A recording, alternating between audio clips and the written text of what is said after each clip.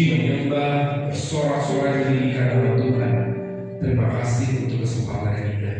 Sekarang kami duduk diam dan mendengarkan firman Tuhan. Berilah kami telinga seorang murid yang mau mendengar, dan lebih daripada itu Roh Kudus mampukan kami menjadi pelaku daripada firman tersebut. Kami tahu bahwa dunia keadaan semakin tidak menentu.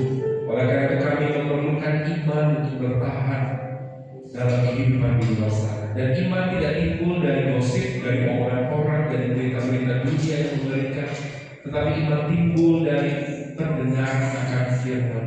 Bahkan Tuhan Yesus Kau sendiri mengatakan bahwa manusia hidup bukan dari roti saja, dari nasi, dari makanan-makanan fisik lainnya, tetapi manusia hidup dari setiap perkataan yang keluar dari mulut Allah.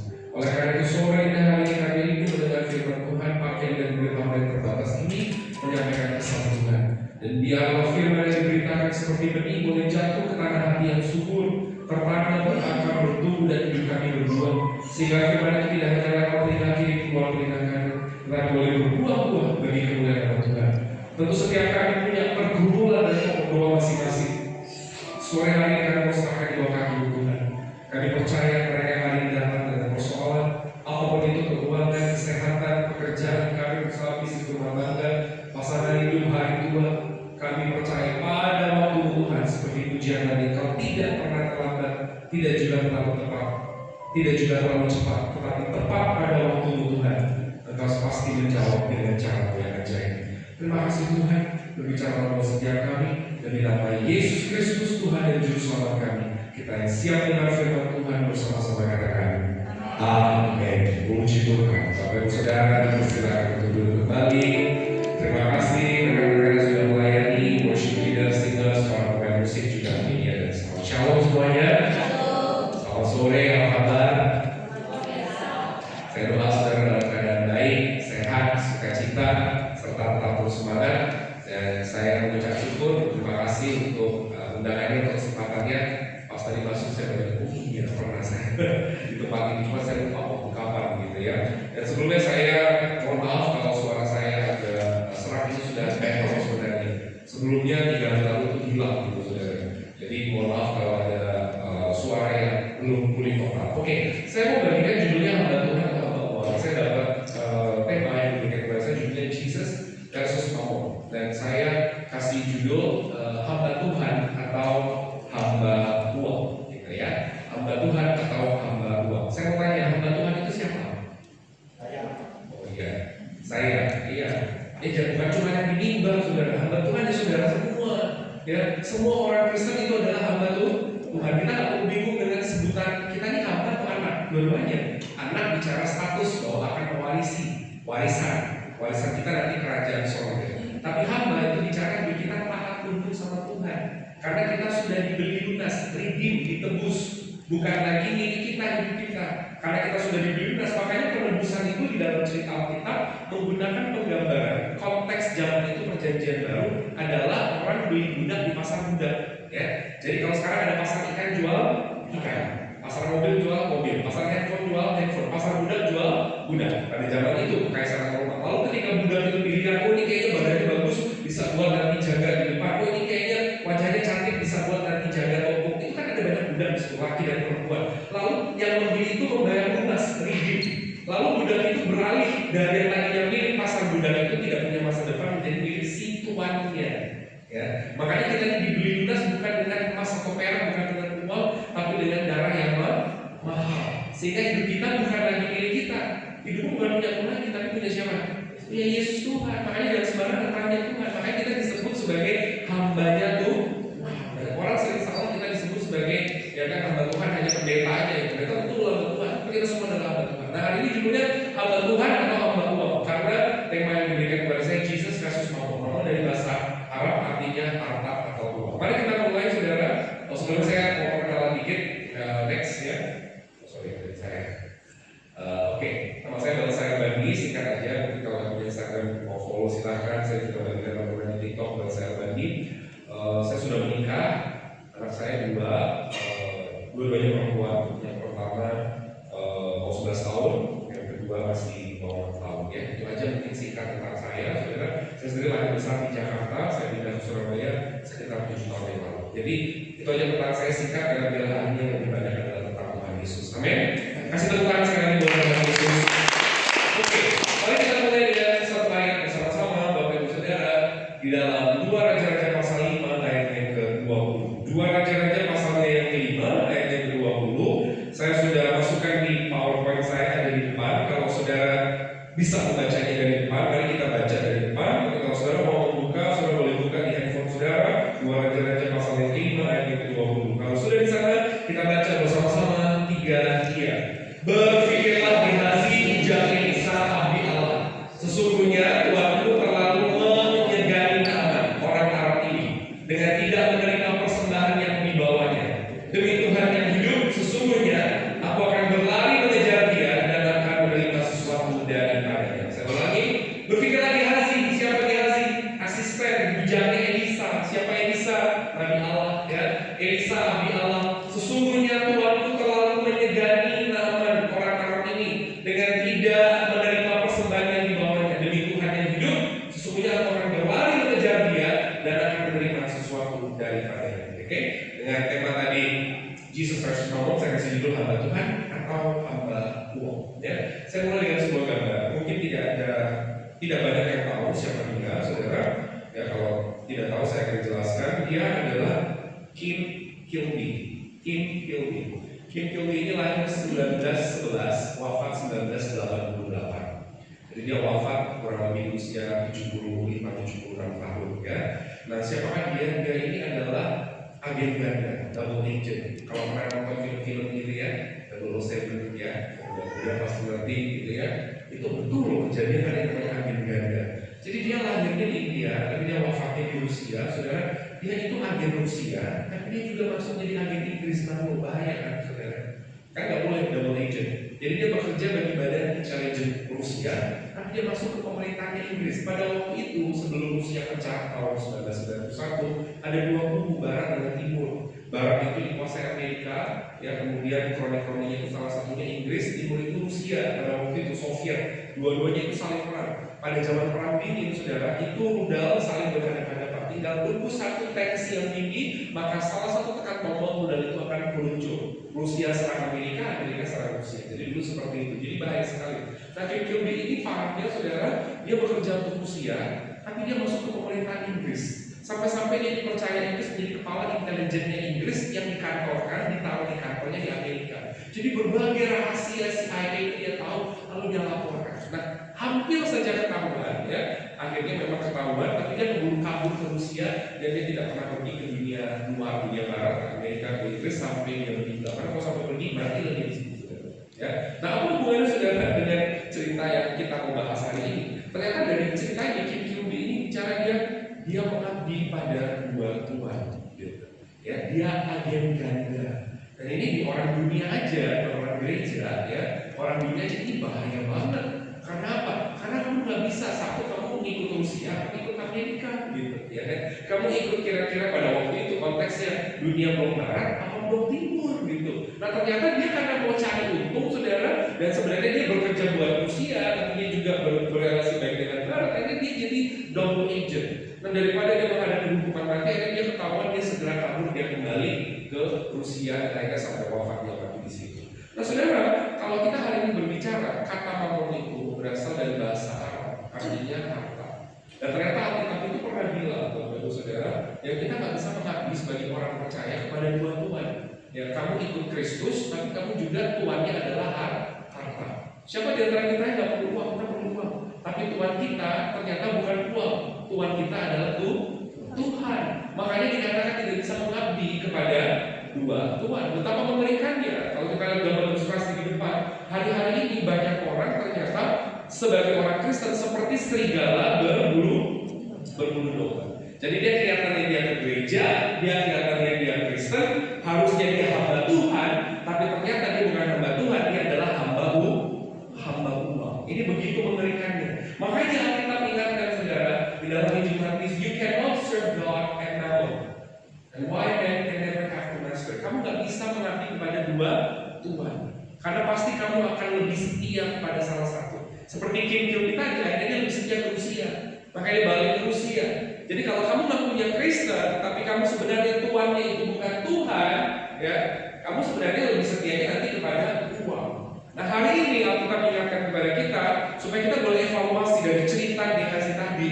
Apakah kita hari ini hamba Tuhan atau hamba uang? Nanti kalau saudara punya waktu ngomong di rumah, dan saya harapkan punya waktu ngomong, mari buka 2 Raja-Raja pasal 5. Saya ceritain ya, 2 Raja-Raja pasal 5 buat saudara secara singkat aja. 2 Raja-Raja pasal 5 itu ada banyak ayat. Tadi saya hanya ambil di ayat yang ke-20, tapi kalau baca 5 sampai 27 ayat, itu bercerita Alkisah di kerajaan tetangga namanya kerajaan Aram. Ada panglima tentaranya sakit kusta. Kerajaan Aram itu apa sih? Kerajaan Aram itu kerajaan tentaranya Israel. Israel ini pecah menjadi 2 setelah Salomo meninggal. Sampai di sini ikut saya ya, paham? Salomo meninggal, Israel pecah menjadi 2. Israel yang selatan namanya Yehuda, ibu kotanya Yerusalem. Israel yang utara, ibu kotanya Samaria. Oke, sampai sini paham? Israel utara, di utaranya ada kerajaan Aram. Sekarang Aram itu negara yang namanya Suriah. Makanya ibu kotanya sama, Damaskus, Damsyik. Ibu kotanya di sini Damaskus, saudara. Jadi Aram ini tetangga Israel, seperti Malaysia dengan Indonesia. Satu kali panglima tentara Aram namanya Naaman sakit kusta. Alkitab mencatat di dalam 2 Raja-Raja pasal yang ke-4, pasal yang ke-5, dia orang yang gagah perkasa, dia orang yang track recordnya baik. Kali ini belum tentu loh orang jabatannya tinggi track recordnya baik, ya kan? Ada orang jabatannya tinggi, mungkin dia wali kota, mungkin dia bupati, kelihatan di TikTok dia habis itu kena klub nyawer-nyawer. Kalau anak muda masih ngikutin, ya kan? Tiba-tiba dia pergi ke Jepang, nggak izin sama bosnya kan gubernur, ya kan gitu. Soalnya kan track recordnya nggak baik. Pernah punya kasus korupsi, ya kan? Pernah punya kasus selingkuh, narkoba. Nah, ini apa kurangnya? Sebagai orang dia baik, jabatannya tinggi, nanti baca sendiri ya di rumah, gitu ya. Itu saya nggak akan tampilkan semuanya. Nama ini panglima tentara, bosnya cuma 1. Kalau di kita panglima tentara nasional Indonesia, panglima TNI bosnya cuma 1, presiden, ya kan? Karena semua tentara di bawahnya dia, gitu. Nah dia bosnya cuma 1, Raja Arab. Dia orangnya rekodnya baik, sudah gitu kerjanya bagus, disayang bos. Siapa yang pernah ikut orang disayang bos? Saya pernah ketemu orang curhat begini, aduh Pak, saya tuh ada 1 hutang yang cukup besar. Kalau saya pinjam ke bank, gitu, ya, bank itu prosedur prasyaratnya ribet, mengembalikannya juga repot. Tiba-tiba bos saya bilang, kamu perlu berapa? Saya perlu sekian ratus, pinjam sama saya, kamu balikan sesuka-suka kamu. Kok bos berani meminjam kepada saya? Karena kamu rekodnya bagus, aku percaya kamu, aku sayang sama kamu. Nah, semua orang bisa disayang atasan loh, saudara. Nah, Naaman ini dicatat, dia disayang atasan, dia disayang rajanya, bosnya, dia rekodnya bagus, jabatannya yang tinggi, kerjanya juga benar. Setiap kali bikin perang menang. Ada orang dikasih jabatan ini, kerjanya nggak benar, nggak bagus, suruh kerja ini nggak bisa, kerja itu nggak bisa, kerja ini nggak beres. Nah, Naaman ini beres semuanya. Tetapi Alkitab mencatat, sayangnya dia sakit kusta. Kusta itu penyakit yang zaman Tuhan Yesus dan zaman sebelumnya dianggap sebagai penyakit yang kena kutuk, kena murka Allah. Orang kalau sakit kusta nggak boleh masuk di lingkungan ini, dia harus nunggu di luar, di pintu gerbang kota. Kalau yang pernah nonton film, ada yang pernah nonton film dari luar, nontonnya Siksa Kubur semua ya. Sebenarnya kalau ada film Hollywood gitu ya, itu ada orang kusta lewat, terus kita mau kasih makan, kita makan jangan dulu. Jadi kalau orang itu ketahuan kusta, langsung diusir dari rumah. Kalau dia kerja di toko, dikeluarin dari tokonya. Dia kerja di kantor, dibuang dari kantornya, dibuang dari keluarganya. Bayangkan seorang panglima tentara, panglima jabatan yang tinggi, orang yang kaya, orang yang hebat, koneksinya kemana-mana, relasinya di mana-mana, yang disayang bosnya sakit kusta. Tiba-tiba pembantu istrinya orang Israel bilang, Bu, Bapak suruh pergi aja. Kemana? Ke Penang International Hospital. Orang panglima kan harusnya ke International Hospital dong, ya kan? Ke Mount Elizabeth gitu kan, di Yerusalem International. Enggak, ada tuh pendeta di situ, hamba Tuhan, namanya Elisa. Untungnya nama ini rendah hati. Makanya dari 2 Raja pasal itu bisa dikhotbahkan tentang kerendahan hati, ketaatan. Kalau dia rendah hati, dia akan bilang, sokong, ya, ngajari aku panglima tentara, kamu udah budak, perempuan, ya kan, anak musan, kasih masukan ke saya. Ya, zaman dulu itu nggak diatur, saudara, namanya perempuan, budak lagi, sudah gitu masih anak baru kemarin. Tapi dia dengan rendah hati, dia mendengar, dia minta izin bosnya kasih dia bekal, dia pergi ke Israel. Justru waktu pergi ke Israel, Elisa anehnya, nanti kita masuk di poin yang ketiga. Elisa itu nggak jumpai dia, Elisa nggak ekspor dia. dulu saudara, itu betapa kalau orang belum bertobat itu melukai hati kayak sibuk. Saya dulu 2008, itu saya sedang dari Jakarta, saya bisa beribadah. Tiba-tiba ibadah itu mau kedatangan desanya Presiden Soeharto. Ada desanya Pak Harto, saudara. Terus aku masih jauh lebih muda, belum nikah waktu itu. Dipanggil Elsa, nanti ibu itu datang, ibu itu udah sudah lama. Kamu sambut ya, itu namanya escort. Kamu sambut di depan, kamu anterin dia masuk kayak lift, kamu kasih tempat duduk dia. Dia bukan pejabat, hanya karena desanya Presiden. Kalau hari ini wali kota datang, masa gak ada yang datang di depan? Benar. Kalau hari ini ada pejabat gubernur, presiden datang, masa gak bisa? Ini panglima tentara negara seberang sudah bawa surat, dikasih izin masuk sama Raja Israel, dia bisa gak punya? Bukan biasa sombong. Itu ada menjadi poin yang ketiga. Lalu cuma disuruh mandi di Sungai Yordan, saudara. Dan coba bayangkan kalau dia tidak paham, saudara, dia bilang apa ini? Dia pulang, kayaknya tidak terjadi yang namanya kesembuhan, dia tidak sembuh dari kusta. Tapi dia rendah hati, dia taat. Nah ini bisa belajar rendah hati, bisa belajar taat. Kan kita belajar apa Tuhan sama uang ya. Setelah dia taat, sembuh, Elisa gak mau terima bekal persembahan yang dibawa oleh Naaman. Tetapi dua Raja-Raja 5 ayat 20 tadi, kalau kita ulang, ya kan? Kalau kita ulang tadi, ini mulai apa? Yang 2 Raja-Raja 5 ayat 20, kalau kita lihat, tetapi ternyata yang namanya Gehazi lain, saya baca ayat ini ya. Berpikirlah Gehazi bujang Elisa, Tuanku ini kok gak mau nerima, itu buat duit itu banyak bro, ya kan? Ya, akhirnya saudara dia lagi, dia kejar Naaman itu, dia bohong, dia bilang ada orang datang, ya hamba-hamba Tuhan itu dari gunung, kasihlah setalenta 2 talenta. Lalu Naaman bilang, boleh dong dikasih talenta, ya kan, setalenta 2 talenta. Setelah dikasih balik, saudara, ternyata apa yang terjadi? Elisa bilang, kamu dari mana? Kamu dari ketemu itu kan, Naaman kan? Kusta yang ada di Naaman, karena kamu gak taat, gak tunduk sama saya, firman Tuhan bilang akan kena ke kamu. Dia sembuh dari kusta kamu dan dia yang kena kusta. Kurang lebih cerita di 2 Raja-Raja pasal 5, nanti baca sendiri di rumah. Nah hari ini dari cerita Gehazi, dan saya mau lihat gambar dari Kim Kyomi, akhirnya dia lari ke salah satu negara Soviet. Kita juga nggak bisa mengabdi pada dua Tuhan. Pasti kita akan lebih setia ke salah satu, betul? Kita akan lebih setia. Kalau saudara belum bertobat, saudara akan lebih setia ke dunia daripada ke Tuhan. Nah hari ini kalau kita udah bertobat mengenal Tuhan, ikutlah Tuhan. Kita udah diberi lunas oleh darah Yesus, bukan lagi hidup kita milik kita, tapi milik Tuhan. Harus evaluasi apakah kita hamba Tuhan atau hamba uang. 3 hal dari cerita Gehazi tadi yang bisa kita pelajari. Yang pertama saudara, yang namanya hamba uang ternyata merasa dirinya patut diperhitungkan dengan uang dan melihat segala sesuatunya dengan uang. Saya ulang, kalau saudara mau catat boleh, mau foto boleh ya kan, karena ini panjang. Ternyata yang membedakan hamba Tuhan itu hanya pendeta ya. Semua orang Kristen hamba Tuhan. Karena kita telah dibeli lunas. Jadi hidup kita seperti dibeli ini. Udah ya, ini punya saya. Kalau ini udah dibeli, hidupmu bukan punya lagi, tetap bilang banyak ayatnya. Tapi hidupmu punya Yesus. Kalau hidup bagiku Kristus, mati adalah keuntungan. Jadi sekarang kita adalah hamba Tuhan. Kami ini hamba Tuhan sekarang atau hamba uang. Nah poin pertama dari cerita Gehazi tadi, ternyata hamba uang merasa dirinya patut diperhitungkan dengan uang dan melihat segala sesuatunya dengan uang. Jadi hamba uang itu merasa apa-apa yang dia kerjakan hitungannya harus duit. Pernah ketemu orang duit? Kita perlu duit nggak? Perlu, saudara. Siapa yang nggak perlu? Saudara mau bayar uang sekolah pakai daun? Tidak mungkin.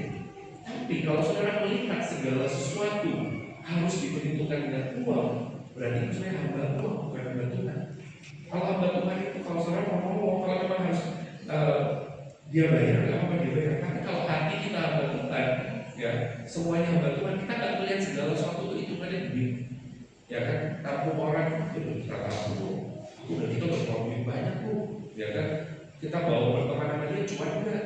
Harusnya kita kan seperti Kristus, berteman sama dia kenal Tuhan. Masalah berkat saya percaya Tuhan bisa buka pintu berkat dengan cara yang luar biasa. Amin.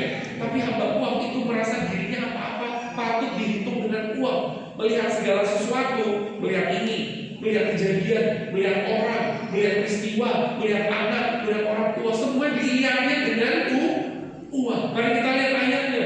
2 Raja-Raja 5 ayat 20 tadi, berpikirlah Gehazi. Jadi yang di otaknya dia bukan namanya, ini kenal Tuhan.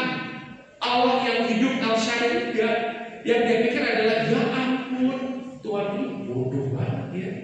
Kok dia nggak mau terima uang ya? Sesungguhnya Tuhanku terlalu menyegani Naaman. Kalau dalam salah satu versi bahasa Inggris mengatakan begini, oh my master is too easy on Naaman. Too easy itu kok harusnya kamu tuh nulitin dikit. Ya, kayak misalkan di Indonesia, ngurus-ngurus apa, ya kan? Kalau bisa dipersulit, kenapa tidak? Ya kan, ngurus ngurus apa? Itulah, ya sih. Karena kalau bisa dipersulit, harus dipermudah, ya kan? Kok enak banget dia datang sembuh, ya kan? Enggak bawa duit. Sebenarnya dari kata-kata ini, sesungguhnya Tuhan itu terlalu menyegani Naaman orang Arab ini dengan tidak menerima persembahan yang dibawanya. Aduh, saudara, ini begitu mengerikan. Ternyata kalimat ini menjelaskan kepada kita bahwa Gehazi ini adalah hamba uang, bukan hamba Tuhan. Gak jaminan kita ke gereja tiap hari, gak jaminan kita ibadah tiap hari, gak jaminan kita jadi timnya pendeta. Gehazi ini sederhananya timnya pendeta, saudara. Ya, Gehazi ini timnya pendeta. Ya, tapi ternyata dia melihat segala sesuatu dari sudut pandangnya uang, bukan sudut pandangnya Tuhan. Berapa banyak kita ketemu orang seperti itu, ya kan? Jadi kita ngomongnya duit, bukan kita nggak ngomong duit, kita paling kok. Rumah tangga masih ngomong duit, Pak. Besok harus bayar sekolah, Pak. Besok harus belanja, pasti. Tapi perhatikan tadi manusia dikit-dikit itu hitungannya itu uang. Harus mengukur dengan uang. Aku udah nolong dia hitungannya uang. Itu ciri-ciri hamba uang, bukan hamba Tuhan. Makanya kembali lagi, poin pertama yang bicara perspektif. Ada orang bilang begini, uang tidak dibawa mati. Tapi kalau nggak punya uang rasanya mau mati. Pernah begitu kan? Jadi sebenarnya bisa dibilang benar, bisa dibilang salah juga, saudara. Tergantung perspektif. Uang tidak dibawa mati. Tapi kalau nggak ada uang, saudara, Tuhan izinkan, Tuhan pasti berikan uang nanti tepat pada waktu Tuhan. Amin. Ini bicara perspektif, gitu. Dan kita sebagai orang Kristen harus punya sudut pandang melihat segala sesuatu bukan seperti dunia melihat uang. Itu hamba uang. Tapi seperti Tuhan. Makanya Tuhan kita itu bukan uang. Orang kalau hamba uang merasa dirinya diperhitungkan segala sesuatu hitungannya uang. Ya, aku udah nolongin kamu uang. Dan dulu aku pernah bantu kamu. Ada orang yang sudah bantu, ya kan? Karena dia percaya dia gak mau balikin. Tuhan bisa balikin saya dengan cara yang lain. Amin. Itu hamba Tuhan. Dan dalam itu pendeta semua orang Kristen. Tapi perhatikan, hamba uang itu obses with money. Makanya perspektif kita harus diubah, saudara. Diubah sudut pandang melihat uang kita perlu, tapi uang bukan Tuhan kita. Tuhan kita adalah Tuhan. Melihat segala sesuatu. Beberapa ciri hamba uang, saudara. Ya, sorry, mundur di sana. Boleh mundur. Beberapa ciri hamba uang, saudara. Kita bisa evaluasi. Ya, paling tidak ada, ya. Hamba uang itu adalah orang yang berbicara uang tiap saat, meskipun tidak pada tempatnya dan tidak sesuai konteksnya. Kalau dia kerjanya di pajak, dia kerjanya di bank, ngomongin uang benar. Tapi dalam hidupnya isinya hanya uang yang dibahas, ya kan? Waduh, ini kayaknya rugi nih kita kalau begini terus sama dia. Kita kalau nanti dia ke gereja terus rugi tahu bensin, kan ngomongin uang kita sadar, ya kan?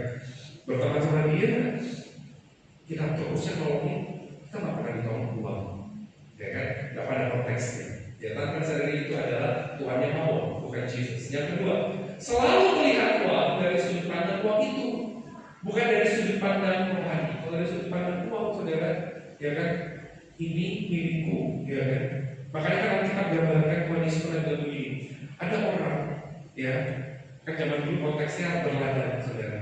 Dia menanam, ya kalau sekarang mungkin usaha macam-macam, apalagi zaman itu ada YouTuber, ada influencer, ya kan, dulu kan gak ada profesi itu. Dulu profesi yang paling umum itu berladang sama peternak, saudara.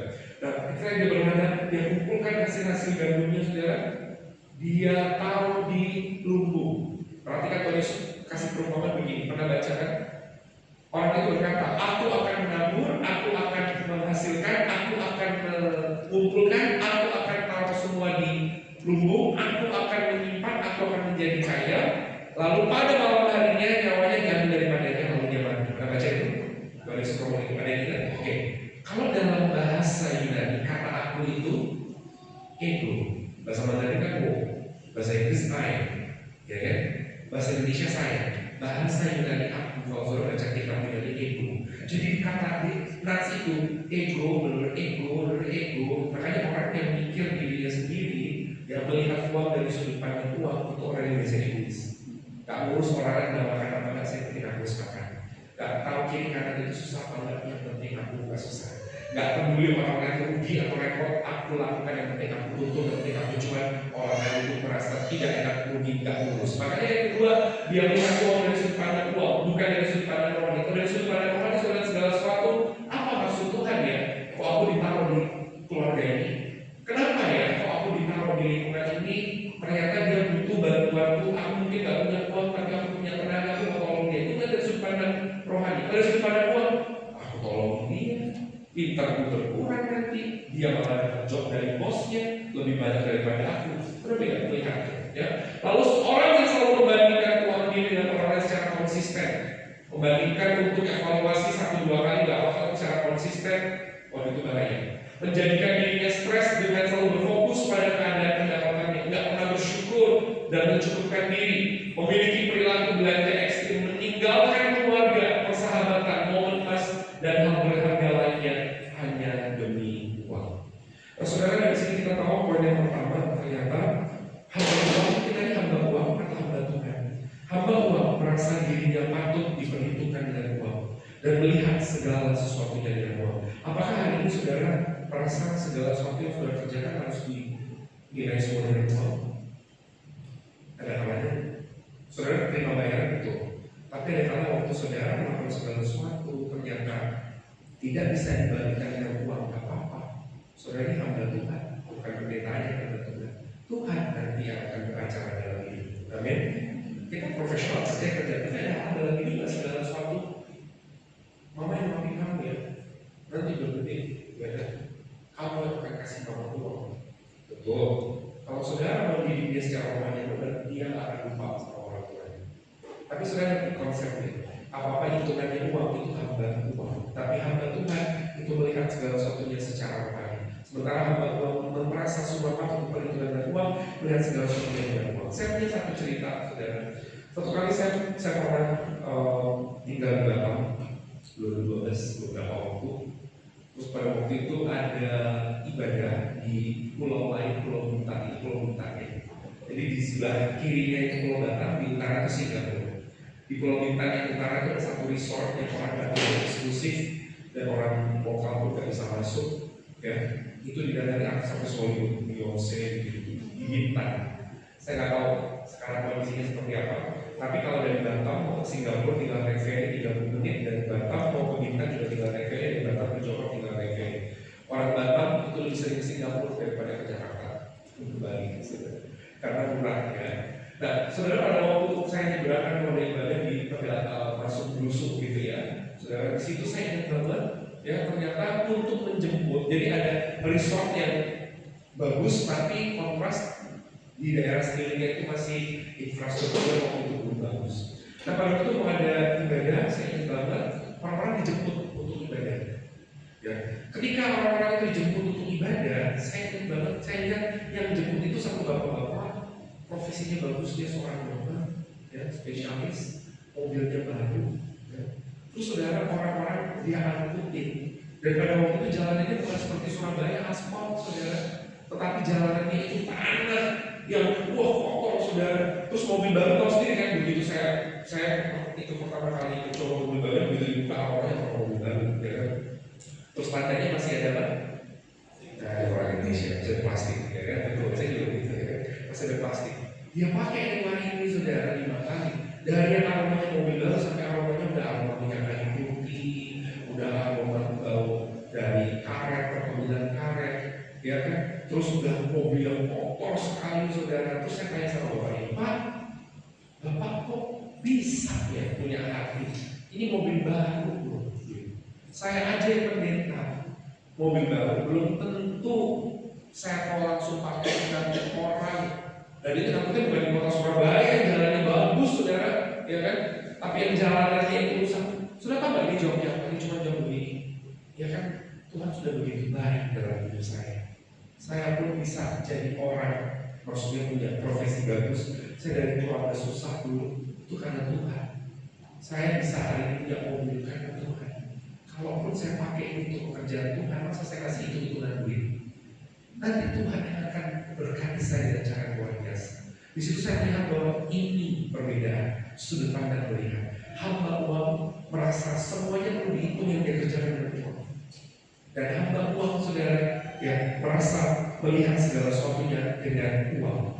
Sementara kita yang hamba Tuhan, kita melihat semuanya dari kebaikan Tuhan dan melihat dari kacamata Tuhan. Dikasih tepuk tangan dulu buat Tuhan. Sebab saya percaya, saudara, Tuhan tuh bisa berkati dengan cara yang luar biasa. Kalau saya ngomong di konteks saya sebagai hamba Tuhan, pada waktu pandemi saya pernah ngomong di satu gereja. Oke, bukan gereja di pedalaman, bukan gereja kecil, gitu ya. Terus ya namanya pandemi ya, jadi ibadah kan nggak sering pada waktu itu, jarang orang duduk kebanyakan online. Selesai ibadah pulang ke rumahku, ya selesai ibadah pulang, tapi hamba Tuhannya nggak dikasih persembahan. Saya bukan bilang cerita usaha berharap itu enggak. Ini kan normalnya begitu. Ya masa terus nggak dikasih terus aku baca lagi shalom, nggak ada ya. Shalom nggak mungkin gitu saudara. Ya kan, benar dong. Tapi kalau aku hamba uang, orang bilang, waduh, ya kan, aku tadi udah capek-capek, nggak dihargai. Oh nggak apa-apa. Ya Tuhan punya cara kerjanya. Ya kalau orang yang hamba uang akan dibilang, waduh, gimana sih? Ya kan, dia udah. Kalau saudara deh, profesi saudara kasih gitu. Saudara punya mobil biasa dipakai untuk usaha, tiba-tiba saudara bantu orang sakit, terus saudara bilang, waduh, aku udah pergi ke sana, bensin tuh nggak dihitungin, orang gimana sih? Ngerti nggak? Saya pakai contoh cerita konteks saya yang saya alami, tapi saya nggak marah-marah gitu. Saya pikir ya udah, karena waktu itu kondisi juga lagi susah gitu. Dan memang pada waktu itu untuk saya keluar rumah saja itu butuh effort. Karena kan waktu itu ada penjagaan dong, ya, waktu pandemi kan mau kemana keluar, lingkungan semua dijaga, pakai masker, dikit-dikit, ya kan swab, gitu, dikit-dikit antigen gitu. Selesai, oke, nggak diberikan persembahan, nggak apa-apa. Tapi hamba Tuhan itu melihat bukan dari sudut pandang Tuhan. Oke, Tuhan suruh saya jadi berkat, Tuhan akan berkati saya. 4 hari kemudian, saudara, saya cuma ketemu satu ibu saya dari istri. Ibu itu dari Pak doain saya. Oke, saya bilang sama istri saya, kita doain. Berpikir saya cuma ketemu biasa doain, saudara. Selesai doain dia keluar dari tasnya amplop, saudara. Sudah benar-benar, Tuhan memang mau saya memberkati Bapak. Ini saya udah planning dari awal, bukan karena sekarang gitu. Terima aja, Pak. Gak pakai pergi ke sana, gak pakai ketemu aja gitu, saudara. Terus doain. Ya udah, istri saya masukin dong, saudara, di dalam tas. Begitu di dalam saudara, saya bilang sama istri saya, ini tadi kasih apa sih? Coba boleh dicek. Soalnya kalau isinya berapa? 7 juta. Gereja itu mungkin gak kasih segitu, saudara. Coba kalau saya makan uang, saya akan bilang, ya ampun, gimana sih dia? Ya soal kebetulan buat Tony tepuk tangan aja. Nah, istri saya katakan, inilah harus konsep berpikir dan perspektif orang Kristen. Tuhan bukan cara seperti orang tadi. Saya udah berkati Tuhan, saya pilih hitungan semua. Kalau kerja betul profesional itu hitungannya, tapi kan nggak segalanya hitungan uang. Tuhan buka berkat dengan cara aja. Kalau berkat saudara di kantormu mau tutup, berkatmu nggak akan hilang. Kalau berkat saudara, orang lain yang punya usaha berusaha menjatuhkan, berkatmu nggak akan hilang. Jadi itu poin yang pertama, saudara. Ternyata hamba uang itu merasa semuanya patut dihitungkan uang dan melihat segala sesuatunya dengan uang. Sekarang yang kedua, saudara, hamba uang ternyata berani bahkan menjual nama Tuhan demi uang. Hamba uang akan menjual nama Tuhan demi uang. Sama-sama bilang ke saya, kuduslah nama Tuhan. Jadi gak dikit-dikit sembarangan, saudara tidak akan mengatasnamakan Tuhan dalam segala sesuatu. Apalagi demi keuntungan uang, cuan, profit semata. Itu mereka. Karena itu ternyata hamba uang.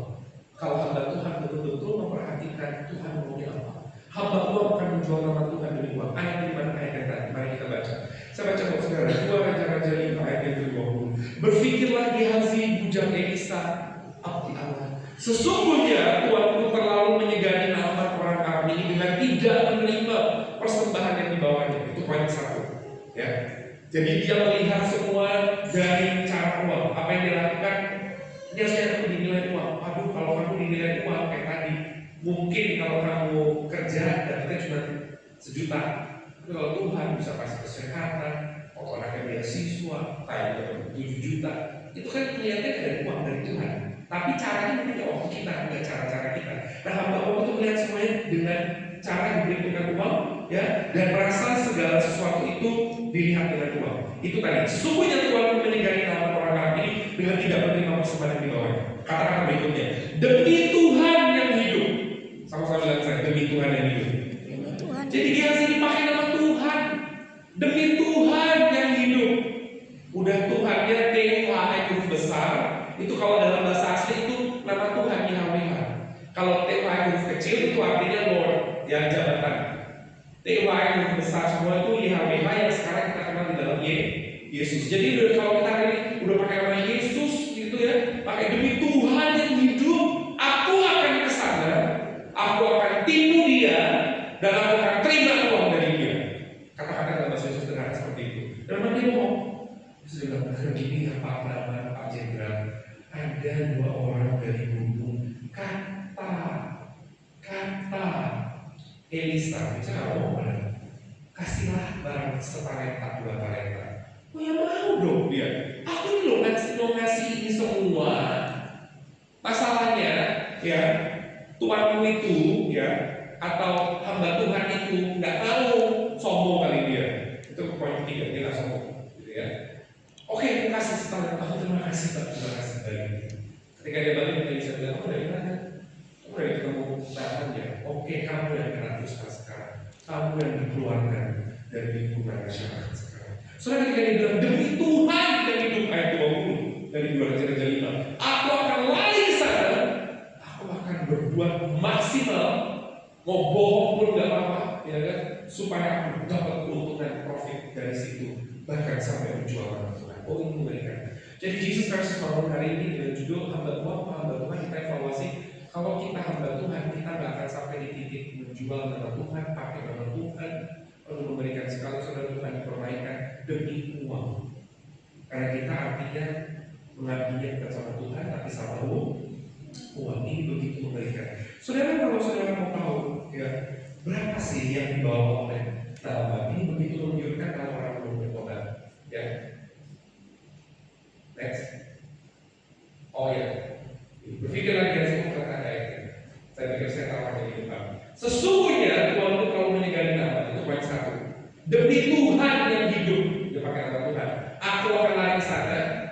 Udahlah, tak bohong-bohong dikit, tak buat macam-macam pakai nama Tuhan supaya aku dapat imbalan daripada itu. Ya, bayangkan yang namanya next, yang namanya nama ini datang dengan berbagai barang-barang yang dipersiapkan saudara. Dia ada satu gambar ilustrasi, dia datang ini ini saya tahu. Saudara tahu, saudara bukan dulu di Alkitab di handphone saudara tahu. Supaya saudara bisa tahu berapa yang dibawa oleh nama. Nanti kita akan konversikan ke zaman sekarang, ya. Lalu kita lihat di ayatnya yang ke-5, 2 Raja-Raja 5 ayat 5.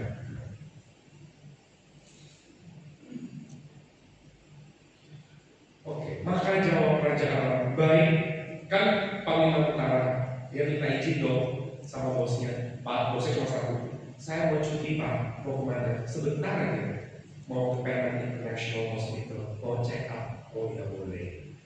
Mau ke kerajaan sebelah, mau ketemu ada satu pendeta, nah, kita aja beda agama. Dia nggak percaya sama Allah yang hidup di sebelah orang Israel. Tapi kata siapa? Kata jenderal yang lain, mereka mencoba berubah di situ. Enggak, kata pembantunya istri saya, loh, kamu dengerin kata-kata pembantu istrimu?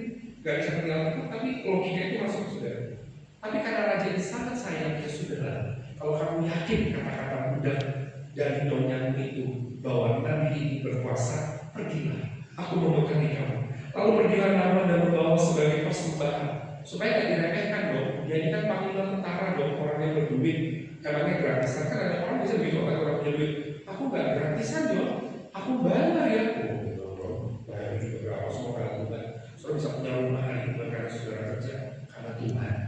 Saudara bisa punya jabatan tinggi bukan karena saudara pintar, karena Tuhan. Yang kasih kita usaha bagi Tuhan. Saudara bisa hari ini punya kuasa karena Tuhan. Sekali diambil dari Tuhan, saudara karena Celine Dion itu satu artis yang selalu rutin konser di Caesar Palace di Las Vegas. Itu kalau satu kali konser dia dapat bayaran itu sekitar 20 M. Setahun 5 kali berarti ada 100 M dong saudara. Akhirnya nggak boleh kerja dari jam 9 jam 5 ceklok sudah, ya kan? Tapi dia harinya latihan. Sekali waktu suaranya hilang, 2 tahun dia nggak konser, walaupun saya percaya itu masih banyak. Ya kan? 2 tahun dia vakum, sampai orang udah waiting list. Kan di Las Vegas tuh ada konser nanti tiap bulan, minggu sekian nanti Celine Dion, nanti Adele, nanti ini. Waduh, di Amerika showbiz itu kalau udah sampai di top atas, orang show bisa sampai top atas itu duit apa yang ya. Tapi satu kali dia suaranya hilang, suara 2 tahun ini aja, suara serak aja kalau bakal ganggu, saudara, ya kan? Nyanyi, ya kan? Gimana dia mau nyanyi lagunya dia, saudara? Dia 2 tahun dia terapi, keluarin duit ratusan ribu dolar. Sampai dia bilang, bener ya, suara kita pun datangnya dari itu. Makanya jangan pernah sombong, ya. Dan Raja Arab ini bilang begini, oke kamu bekal, mari kita lihat bekal yang diberikan kepada dia berapa. Aku memberikan kamu bawa dia supaya kita nggak diremehkan ya, kita kerajaan tetangga, emangnya kita negara miskin, gitu, terang begitu ya, kalau ya aku bawakan kamu 10 talenta perak, 6.000 shikal emas dan 10 potong pakaian. Mari kita lihat, 10 talenta perak, 6.000 shikal emas, 10 potong pakaian. Pakaian ini pasti pakaian mahal, ya. Karena zaman dulu orang tidak ada seperti sekarang, gitu ya. Maksudnya zaman dulu, sudah lihat aja potret Indonesia 1920. Toko-toko baju jangan mau sekarang, kalau sekarang baju murah di online tidak bisa. Tapi zaman dulu nggak semua orang bisa. Udah bentar lagi 2 tahun lalu, kainnya kain mahal. Dibawakan 10 talenta perak. Talenta itu apa? Coba kita lihat. Talenta itu satu ukuran nilainya 34 kilo. Tadi berapa talenta? 10 talenta. Boleh mundur lagi? 10 talenta perak, 6.000 shikal emas. Next ya. 1 talenta itu 34, dan 10 talenta dia dibawakan 340 kilo perak. Kalau digerakkan 340.000 gram. Saya cek, misalnya saya salah, ya aku persis 1 gram perak hanya 30.000, ya. Kita lihat dulu yang kedua, 1 shikal itu 11,4 gram. Dia dibawakan tadi, boleh turun lagi, 6.000 shikal, ya. Berarti dia dibawakan dia dibawakan 340.000 gram perak dan 68.400 gram emas. Emas lagi mahal lagi, ya kan? Coba bawain emas 100.000. Oh, itu kan gimana ya? 68.000 gram, langsung ke antamnya aja Pak. 340.000 gram perak. Kalau nggak salah saya cek tadi 1 gram perak 30.000. 1 gram emas katakanlah 1 juta. Bisa kita bulutin aja. Dia di bawah berapa ya? 10,2 M sama 68 M. Jangan nanti aku remeh ya. Kalau mau ngomong, nama. Udah gitu nggak disambut ya. Disuruh mandi kali nih. Dia nggak tahu aku bawa banyak nih. Udah gitu. Saya bisa bilang, you can go with your money. Supaya kamu tahu nanti poin ketiga, Tuhan mau kasih tahu bahwa aku lagi ada ini. Dia mau banyak. Ini kalau dijadiin bisa diputar di duit orang yang belum pikir itu nggak salah juga kalau buat punya usaha pikiran gitu. Tapi kalau orang yang itu kan, waduh dia mau bisa diputar makanya untuk biasa main. Mesti dia nggak mau cuma barang aja ini. Tuhan ini bagaimana sih gitu, ya kan? Ini segini banyak loh. Saya pakai bahasa Indonesia supaya saudara ngerti aja, 10,2 M dan 68 M. Saya nggak mampu. Jadi ternyata hamba uang itu bahkan berani menjual nama Tuhan, bahkan dari uang. Saudara, siapa yang nggak butuh uang? Kita butuh uang.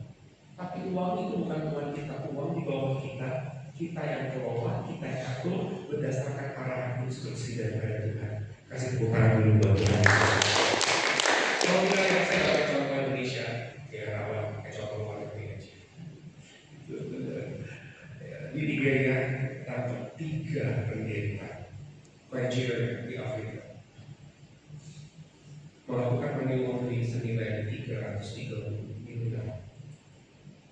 Saudara, siapa yang apakah dia tidak boleh menerima persembahan setelah dia tobat? Boleh. Bahkan ada orang yang hidup dari pelayanan memang berhak menerima.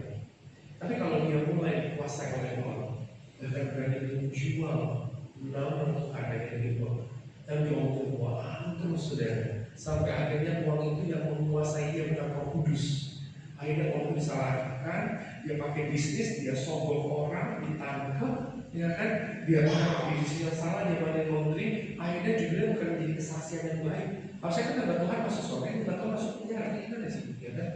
Ya ini di Afrika, saya ngomong benar, saudara cek ini dulu. Saya pakai contoh di luar negeri aja, ya. Saya pakai contoh di luar negeri, saudara. Makanya hari ini, saudara, saya ingat, saya pernah satu kali diwawancara oleh radio dalam satu podcast, gitu. Jika ditanya, gitu, Pak, kita berandai-andai, gitu, berandai-andai, gitu, ya kan? Hamba Tuhan, Allah Bapa, hamba Tuhan, misalkan, gitu, ada yang memberi sampai mobil ini dua, kan ada bus, gitu ya. Itu dua, itu apa? Yang terpikat kan itu dua, jangan salah. Aku udah terpikat itu dua, aku pernah loh naik terpikat itu dua, gitu. Aku orangnya santai, makan di hotel bisa, makan di jalan bisa. Saya kecil di Australia, makanan Australia bisa, saya makanan Indonesia apa penyiapan bisa, dan ada masalah. Spesifik dong, itu dua. Ini yang banyak podcast saya di radio, gitu ya. Terus dia Ferrari, kamu beli nggak? Saya bilang, tujuannya apa? Punya mobil sebagai alat transportasi kok. Transportasi kalau yang pakai biasa-biasa ini cukup, ya kecuali kalau kamu berusaha, nggak apa-apa, kamu kan hamba Tuhan. Ya, bukan berarti kalau orang tua itu sudah punya mobil boleh, tapi kalau udah sampai seperti itu, gitu sudah, lama-lama kelihatan kayak kuasanya itu bukan orang kudus, tapi bagiannya, ya kan? Kayaknya semua orang udah punya kulkas 5 pintu, aku juga harus punya kulkas 6 pintu. Gitu. Nggak begitu juga, gitu. Makanya hamba Tuhan bahkan sampai bisa berani menjual nama Tuhan hanya demi untuk keuntungan pribadi. Itu yang kedua. Kasih tepuk tangan dulu buat Tuhan Yesus. Yang ketiga dan terakhir, nah, kita masuk yang terakhir. Kenapa? Karena hamba Tuhan. Sama-sama bilang saya hamba Tuhan.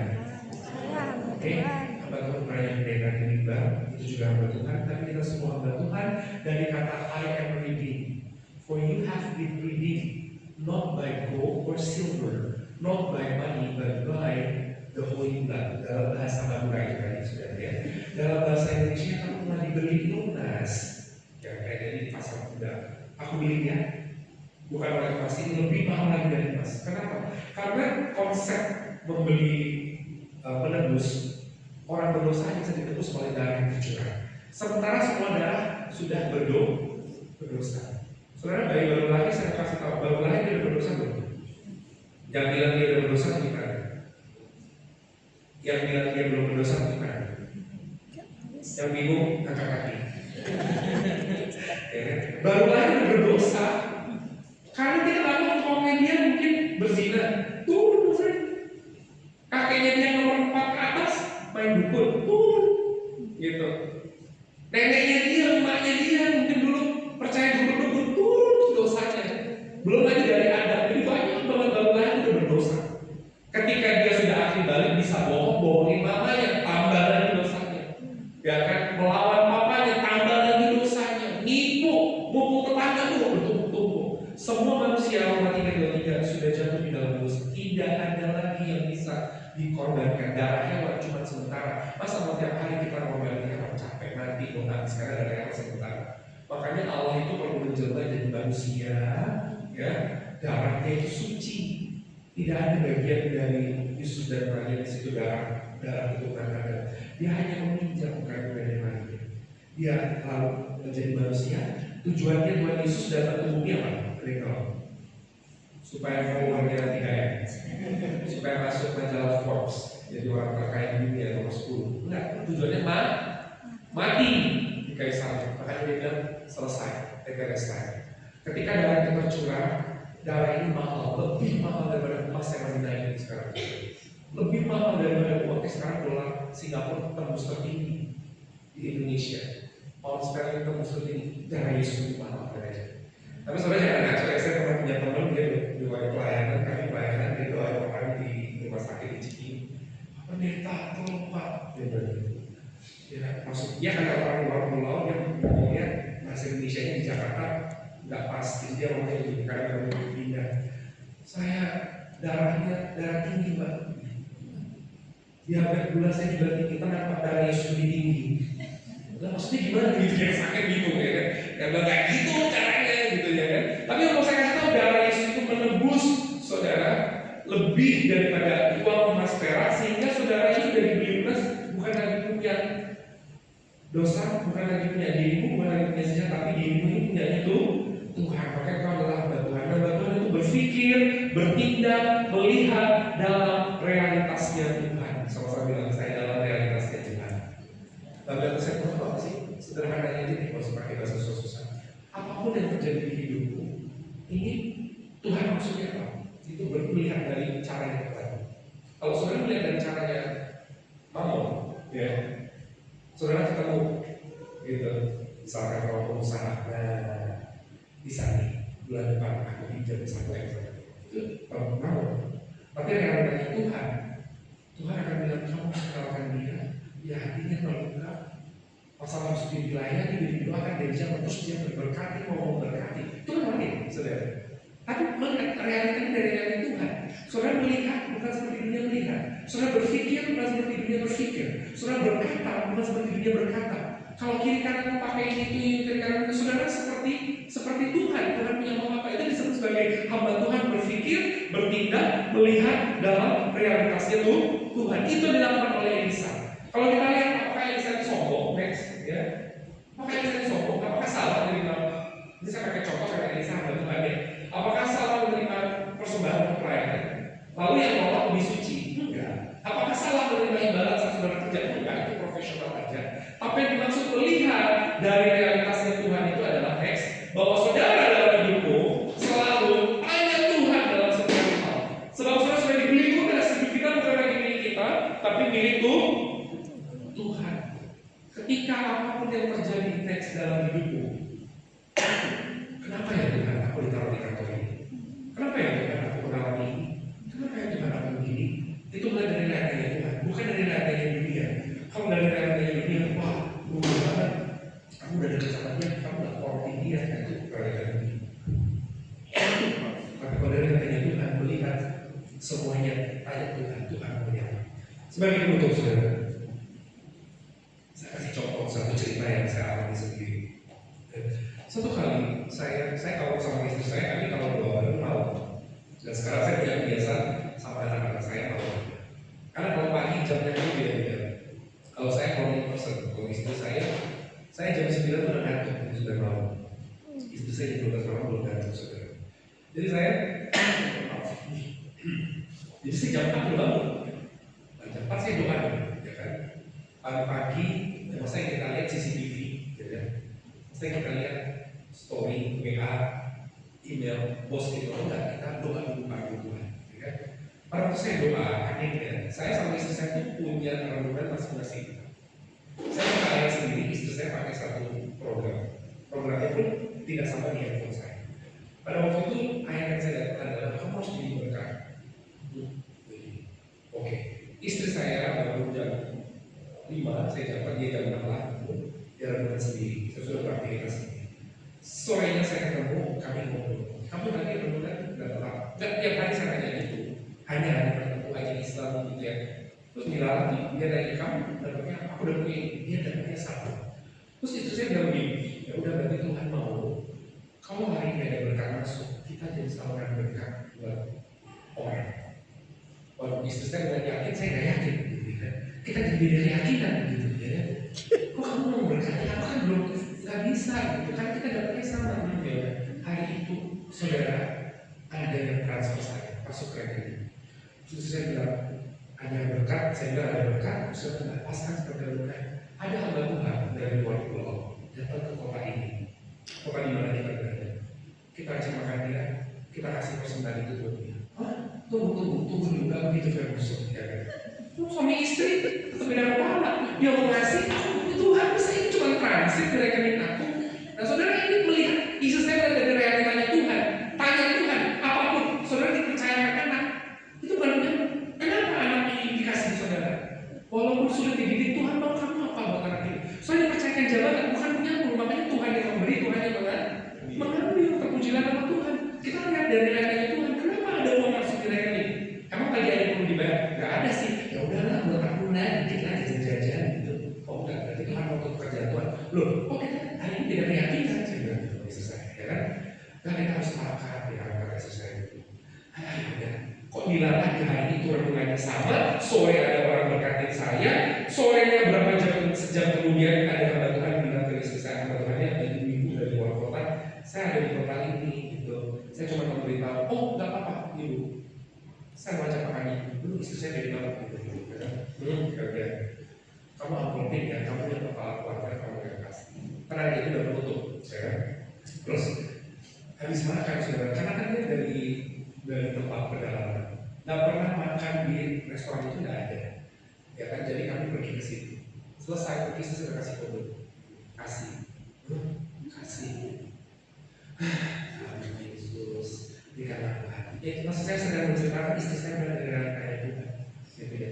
Elisa sedang melihat dari realita, kalau Gehazi melihat dari realita duit 8M, 10M ini kok dilewati aja. Sementara Elisa bukannya dia nggak butuh uang, tapi Tuhan lagi ngomong sama dia, aku tidak bisa dibeli. Jangan karena kamu jabatan tinggi bahwa hubungannya kamu minta semua tinggal beli, enggak. Semua hanya anugerah karena kasih karunia. Setelah itu maksudnya mau berkati pekerjaan Tuhan di Yerusalem terserah dia, gitu, ya kan? Tapi realita berpikir, balik lagi ke cerita saya tadi sudah, waktu mau pulang saya mau kasih, gitu ya. Orangnya udah pegang, saya juga kalau pasti susah, gitu. Kalau untuk dia kasih, iya pasti.